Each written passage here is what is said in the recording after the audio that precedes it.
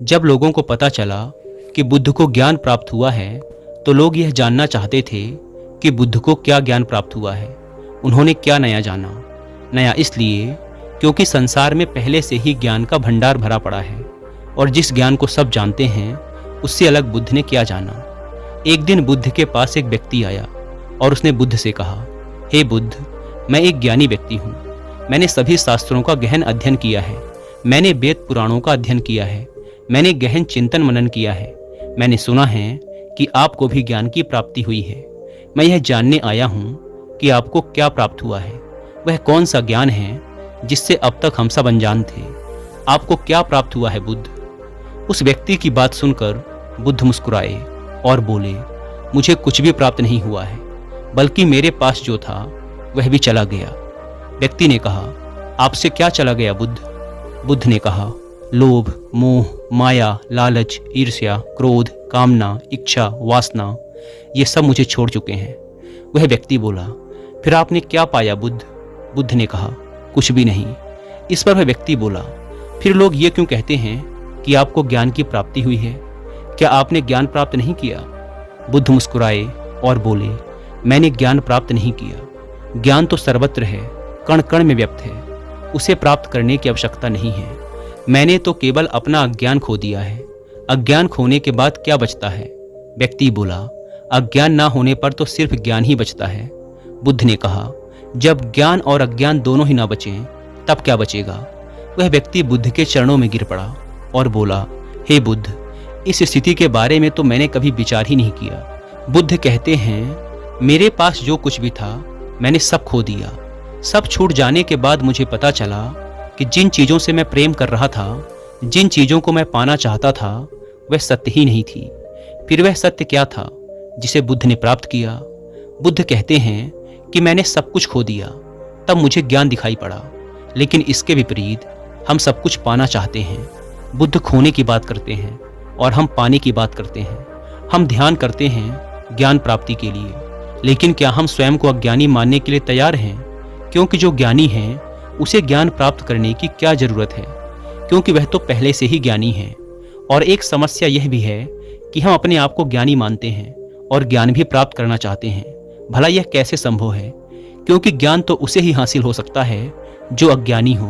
पहले तो हम यही नहीं समझ पाते कि ज्ञान क्या है और अज्ञान क्या है। ध्यान से समझने का प्रयास करोगे तो पाओगे कि जिसे हम ज्ञान समझ रहे हैं वह अज्ञान ही है। हमारा ज्ञान ही हमारा अज्ञान है। उदाहरण के लिए, हमारा ज्ञान कहता है कि हम श्वास लेते हैं और जीवित रहते हैं, लेकिन अगर ध्यान से देखोगे और विचार करोगे तो पता चलेगा कि हम कभी श्वास नहीं लेते।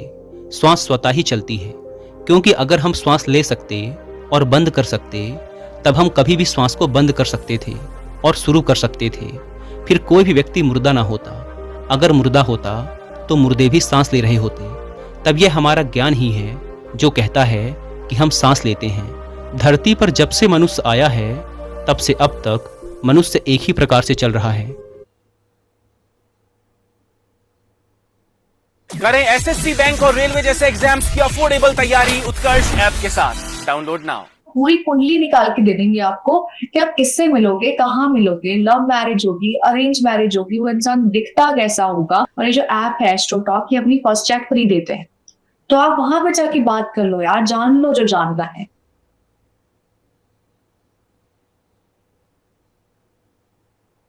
क्या आपने गौर किया, व्यक्ति गरीब हो या अमीर, सब में एक ही जैसी भावनाएं हैं। सब क्रोध भी करते हैं, सब प्रेम भी करते हैं, सब स्वार्थी हैं, सब लालची हैं, सब एक दूसरे से आगे भी निकलना चाहते हैं। इतिहास में बहुत बड़े बड़े राजा और सम्राट हुए जिन्होंने अपनी इज्जत बनाने और बचाने के लिए बहुत कुछ नष्ट किया, बर्बाद किया। लेकिन आज वो राजा और सम्राट नहीं हैं, उनकी जगह हम हैं। जो एक राजा या सम्राट करता है वही एक गरीब व्यक्ति भी करता है। वह भी अपनी इज्जत बचाने के लिए कुछ भी कर सकता है, किसी भी हद तक जा सकता है, कितना भी गिर सकता है, किसी की भी हत्या कर सकता है, किसी को भी बर्बाद कर सकता है और खुद के प्राण भी ले सकता है। और अंत में चाहे कोई सम्राट हो या कोई गरीब व्यक्ति हो, दोनों एक ही स्थिति में प्राण त्यागते हैं। एक सम्राट हो सकता है कि युद्ध के मैदान में अपने प्राण त्यागे, और एक गरीब व्यक्ति हो सकता है कि अपनी झोपड़ी के बाहर खुले मैदान में प्राण त्यागे। लेकिन प्राण निकलने में पीड़ा तो एक जैसी ही होती है। हजारों सालों से सब कुछ एक जैसा ही घटित हो रहा है, उसमें कोई बदलाव नहीं हुआ है, सिर्फ चेहरे बदल रहे हैं। फिर भी हम इतने ज्ञानी व्यक्ति हैं कि उन सब से हम कुछ भी नहीं सीखते।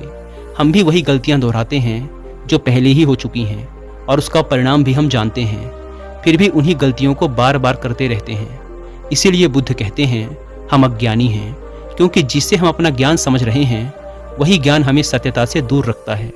बुद्ध जिस सत्य की बात करते हैं, उन्हें जो सत्य प्राप्त हुआ या जो सत्य होता है वह ब्रह्मांडीय होता है। वह हर जगह, हर समय, हर स्थिति पर एक जैसा ही होता है, उसमें कोई बदलाव नहीं होता है। लेकिन हमारा जो ज्ञान है, हमारा जो सत्य है, वह परिस्थिति, समय और स्थान के बदलने पर बदल जाता है। एक सत्य जो भारत में सत्य है वो दूसरे देशों में असत्य हो जाता है। जैसे प्रेम और करुणा एक यूनिवर्सल सत्य है, यह हर जगह, हर स्थिति में एक जैसा ही होता है। यह हर जीवों में एक जैसा ही प्रकट होता है, चाहे इंसान हो या जानवर। जैसे एक माँ अपने बच्चे से प्रेम करती है, वैसा ही एक गाय अपने बछड़े से करती है। प्रेम जाति, धर्म और शारीरिक बनावट से परे है। इसीलिए बुद्ध प्रेम और करुणा की बात करते हैं। लेकिन बुद्ध जिस प्रेम और करुणा की बात करते हैं, हम उसे समझ नहीं पाते।